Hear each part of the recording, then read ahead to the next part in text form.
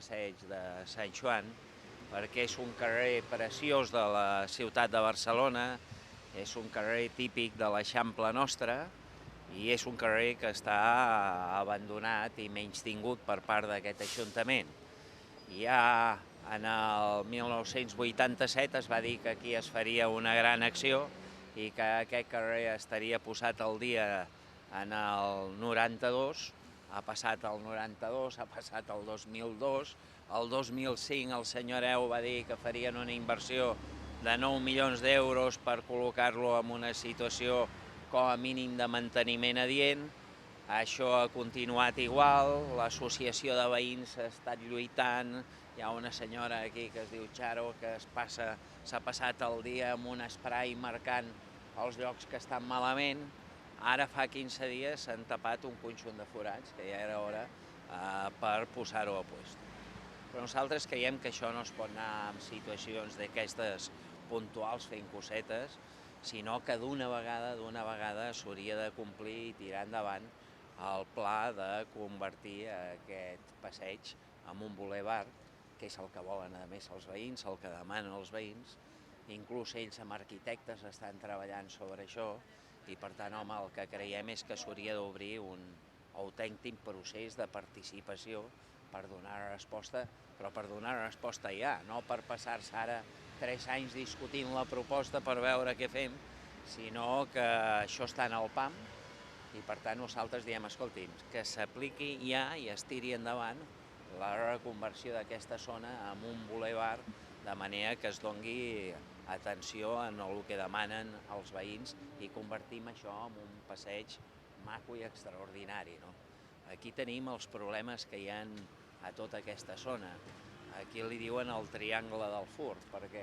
aquí tot el sant dia hi ha atracaments, hi ha situacions d'aquestes que els veïns denuncien constantment. És una zona que a la nit està fosca, hi ha un mal manteniment de tota aquesta zona i per tant nosaltres creiem que l'aposta per la qualitat és una aposta bàsica. En una situació com l'actual, que ens omplim de l'Eixample, que ens passem el dia parlant de l'any Cerdà, jo crec que un bon homenatge al senyor Cerdà seria deixar això realment fent la transformació que necessita aquesta zona. Transformació urbanística, vigilància, neteja, ser capaços de que els veïns estiguin satisfets de la situació que hi ha aquí. Teníem una altra oportunitat. L'Ajuntament va fer una inversió molt important a la Casa Borés. Jo sempre, ja des del primer dia vaig dir això s'ho trauran de sobre i ho convertiran en una conselleria, perquè és un edifici amb punxes i als consellers els agraden els edificis amb punxes. Ara l'Ajuntament ja diu que no el necessita, aquest edifici. Van invertir 26 milions d'euros i ara, escolta'm, nosaltres diem, escolta'm, aquesta inversió que vostè va fer i que vostè ara s'ho ven a la Generalitat, els diners que es aconsegueixi de la venda d'això, que són aquests 26 milions d'euros, que jo crec que és una mica una burla el que no recuperem l'increment de l'IPC, però els diners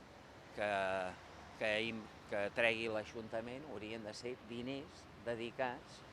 en aquesta zona. És a dir, els veïns, jo crec que amb lògica, diuen, escolta'm, si hi havia aquests diners per fer una inversió aquí a l'Eixample, aquests diners gastem en aquesta zona, i gastem-los en aquesta zona perquè és una zona que pateix moltíssim de manca d'equipaments. És una zona amb un gran envelliment de la població, hi ha molta gent gran, i hi ha una manca d'equipaments des de casals, de centres sociosanitaris, és a dir, aquesta zona necessita equipaments i per tant ja és l'hora de marcar quins són els equipaments d'aquesta zona i que els diners que es treguin de la Casa Borés serveixin per donar resposta a les necessitats de la gent. Per tant, nosaltres el que venim avui aquí és a fer això, aquesta denúncia de l'abandonament que té aquesta zona, de l'abandonament històric i de que siguem capaços de donar-hi resposta. Hi ha una altra cosa que ens vam plantejar ja fa temps, que és com ha de funcionar el comerç d'aquesta zona. I vam dir que hi havia d'haver un pla de comerç i que siguéssim capaços de tirar-lo endavant i que es fessin les inspeccions i que les coses hi hagués una possibilitat d'un comerç diversificat en aquesta zona. La veritat és que les inspeccions brillen per la seva ausència i només es fan inspeccions en les botigues que tenen més de 400 metres quadrats.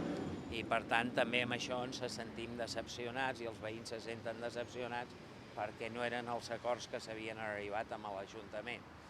I per tant també diem, escolti'm, a més de fer els canvis urbanístics, també s'ha d'estar sobre aquest tema del comerç, perquè aquesta zona és una zona molt bonica, que podria ser un eix comercial important, i malauradament jo crec que l'estem menys tenint i està en una situació que no és lo bona que hauria de ser. Només s'ha de veure la situació de Nadal i la manca d'il·luminació de Nadal que hi ha en aquesta pròpia zona. Per tant, escolteu, esperem que l'Ajuntament es posi a les piles i sigui capaç de donar resposta a les necessitats d'aquesta zona de la ciutat.